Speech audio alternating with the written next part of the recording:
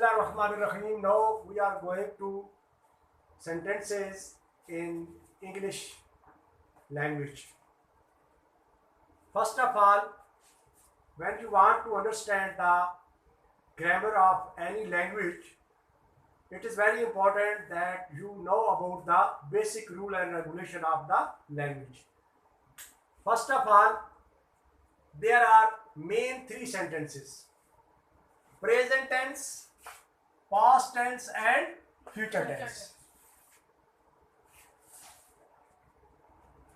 If you want to completely to understand the language of English, first of all you have to understand the mother language और national language यानी Urdu language. आपको Urdu language के बारे में जो है वो मालूमात होनी चाहिए.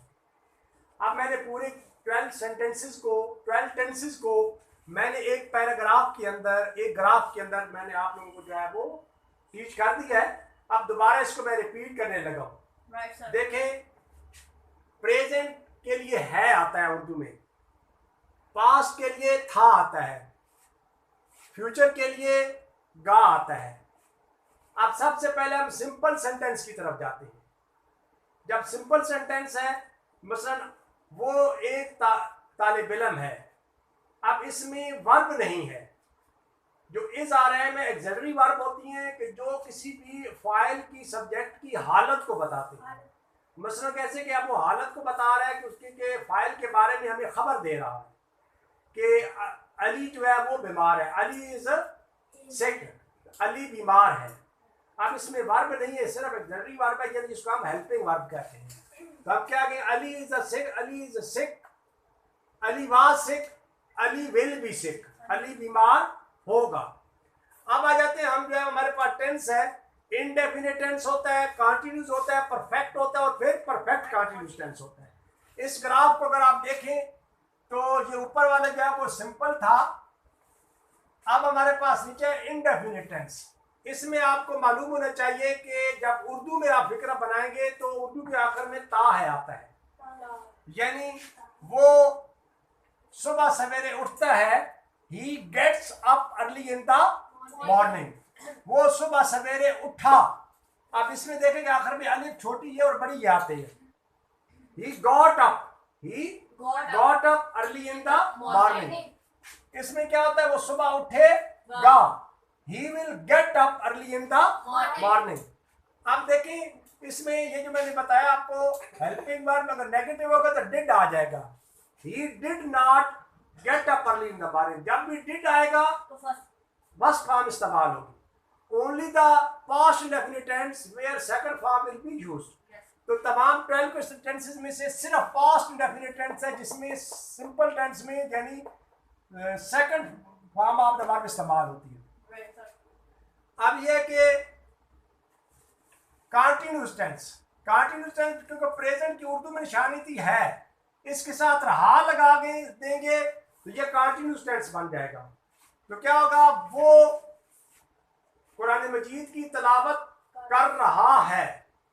He is reciting the holy Quran. देखो ना, इज आएगा और फर्स्ट फॉर्म विद आईएनजी. याद रखें, कोई भी कंटीन्यूअस टेंस है उसकी एक्सिलरी वर्ब जो है, हेल्पिंग वर्ब चेंज होगी अकॉर्डिंगली, और लेकिन वर्ब की फर्स्ट फॉर्म विद आईएनजी आएगा, चाहे प्रेजेंट का है, चाहे पास्ट का है, चाहे फ्यूचर का है. डू यू अंडरस्टैंड हम साहब? Yes sir. तो ये आ जाएगा, he is reciting the holy Quran. अब वो कुरान मजीद की तलावत कर रहा था. He was reciting the holy Quran. One से बरात फर्स्ट फॉर्म है प्लस आईएनजी, यानी ये वन जो है वो फर्स्ट फॉर्म को जाहिर कर रहा है, यानी वर्ब की फर्स्ट फॉर्म. इसमें सिर्फ मैं आपको वर्ब समझा रहा हूँ. टेंसेस को समझने के लिए अगर आप वर्ब की रोटेशन को समझ जाएंगे तो फिर आप जो है वो उस टेंसेस को भी इजीली जो आपको समझ आएंगे. अब आ जाएगा हमारे पास होगा. वो कुरान मजीद की तलावत कर रहा होगा. He will be reciting, first form with ING, he will be reciting the holy Quran. अब ये कि वो कुरान मजीद की मुकम्मल के लिए चुका या लिया, चुका है या लिए. देखो ना, है प्रेजेंट टेंस की मैंने ऊपर लिखा था कि है, सबके साथ है आता रहेगा. अब उसके साथ सिर्फ जरूरी वर्ब होती है, वो हेल्पिंग वर्ब में वो चेंज होती, वर्ब चेंज होती जाएगी उसके मुताबिक. तो ये आ जाएगा हमारे पास ही has recited the holy Quran. He has recited the holy Quran. आप रिसाइटेड द होली कुरान आप तर्जुमा कर सकते हैं वो कुरान मजीद की तिलावत कर चुका है या उसने कुरान मजीद की तिलावत कर ली है। उसने कुरान मजीद की तिलावत कर ली थी या वो कुरान मजीद की तिलावत कर चुका था। तो पास में हैड आएगा सिर्फ और वर्ब की थर्ड फॉर्म आएगी। कोई भी परफेक्ट टेंस है चाहे प्रेजेंट का चाहे पास्ट का चाहे फ्यूचर का उसमें वर्ब की थर्ड फॉर्म आती है। तो ये आ जाएगा he had recited the holy Quran. और विल है वो शेल है। फ्यूचर में हैज नहीं है, हैव आता है सब के साथ। विल के साथ भी हैव आएगा, शेल के साथ भी हैव आएगा, यू के साथ भी हैव आएगा, ही के साथ भी जो है वो हैव आएगा। He will have reciting the holy Quran. चुका होगा। He will have recited the holy Quran क्योंकि इसमें थर्ड फॉर्म आएगा। यहाँ पे मैंने गलत लिख दिया है वर्ब की थर्ड फॉर्म। कोई भी परफेक्ट टेंस होता है तो उसमें वर्ब की थर्ड फॉर्म आती है। अब देखिए परफेक्ट कंटीन्यूअस टेंस।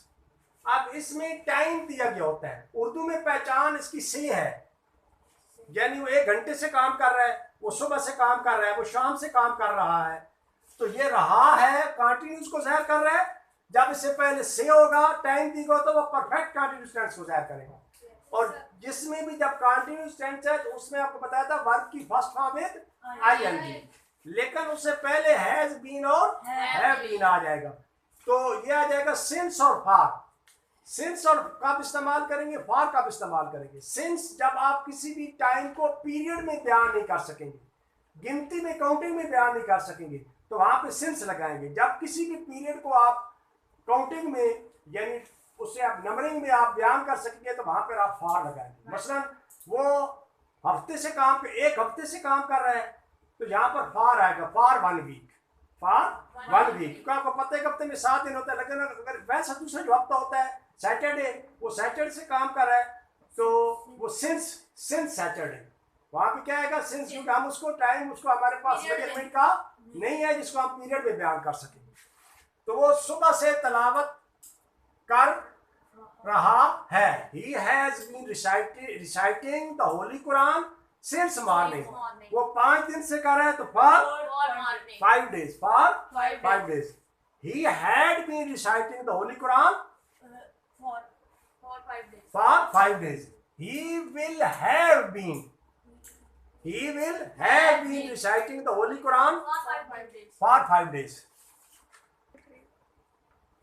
चले फैसल आप इसकी एग्जांपल दे जो अभी टेंस पढ़े हमने, पूरा डिफाइन करें। प्रेजेंट इंडेफिनिट, वो बाग से फूल तोड़ता है। He plucks the flower from the garden. उसने बाग से फूल साथ ग्रामर भी बताते जाएं। पास्ट इंडेफिनिट, उसने बाग से फूल तोड़ा, आखिर पे अलीफ आया। ही प्लक्ड, सेकंड फॉर्म लगी है, the flower from the garden, वो बाग से फूल तोड़ेगा। Future indefinite, he plucked the flower from the garden. He plucked. Future indefinite tense में क्या बनेगा? He will pluck the flower from the garden. Present continuous, वो बाग से फूल तोड़ रहा है। He is plucking flower from the garden. वो बाग से फूल तोड़ रहा है तो क्या बनेगा? He is plucking flower from the garden. ठीक है।